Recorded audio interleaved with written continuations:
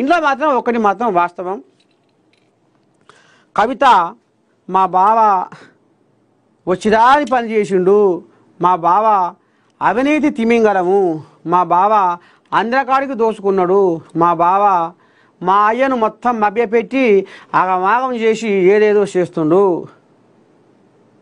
మా బావ అంతా మాయమాయ చేసిండు, మా బావ చేసిన పనికి బదనం మాయ మోస్తుండు అని కవిత కూడా ఎన్నోసార్లు మైకుల ముందర ప్రెస్ మీట్లు పెట్టి సభలల్లా సమావేశాలల్లా ఇంట్లో బయట ఏడబడితే ఆడ మరో లొటి మీద కాకి లెక్క మొత్తుకొని చెప్పింది.